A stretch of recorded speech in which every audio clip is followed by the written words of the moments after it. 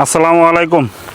আমরা এখন আছি নেত্রকোনা কেন্দুয়া কমলপুর যে জায়গাটার নাম, এটা পৌরসভার ভিতরেই পড়ছে।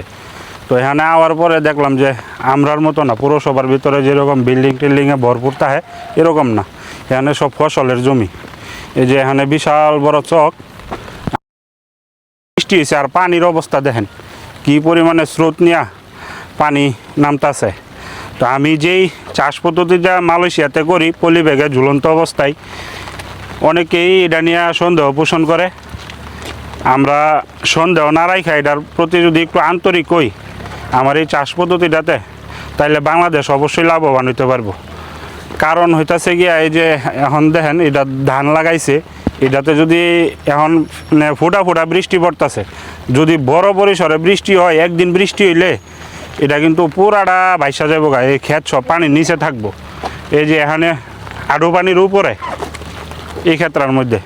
তো এই ঝুলন্ত অবস্থায় যদি আমরা চাষ পদ্ধতিটা বাংলাদেশে করতে পারি, এটা আমরা 100% গ্যারান্টি সহ বলতে পারি যে এটা লাভবান হইব।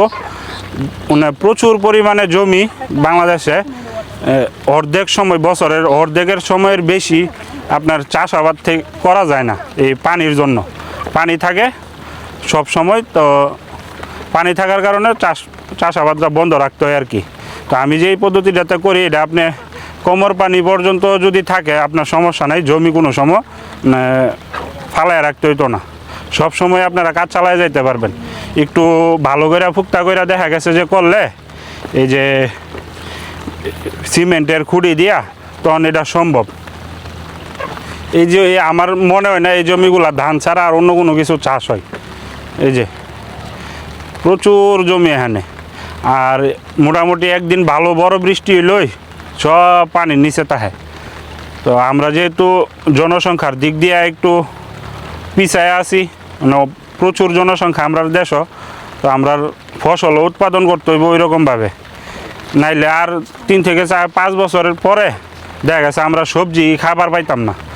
এখন হয়তো মাঝে মধ্যে হালকা একটু ওই যে বৃষ্টি নামতেছে, বাজারে যান যে কোনো সবজির দাম 150 থেকে 200 টাকা কেজি। তো এরকম দাম দিয়া সবসময় সবজি কিনা আমার আর আপনার পক্ষে হয়তো বা সম্ভব। বাংলাদেশে এরকম অনেক মানুষ আছে যারা দ্বারা সম্ভব না এই 150 থেকে 200 টাকা কেজি কিনা খাওয়া।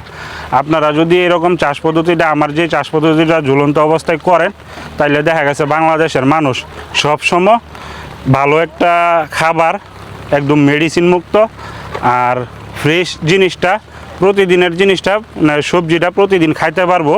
এটা থেকে দামও বেশি থাকতো না, মানে সবসময় যে আপনার হঠাৎ করে সবজির দাম বাইরে জায়গায় এরকমটা হইতো না। তখন বাংলাদেশে আর মানে না খায় থাকতে হইতো না আর কি। অনেকেই মানে আমার নিজের বাড়ির আশপাশেই অনেকের দেখি যে না খায় থাকতে হয়, সবজি বাজার সদাই করে না, বা চয়ের থেকে বিভিন্ন শাক সবজি আইনা এই তুইলা খায়।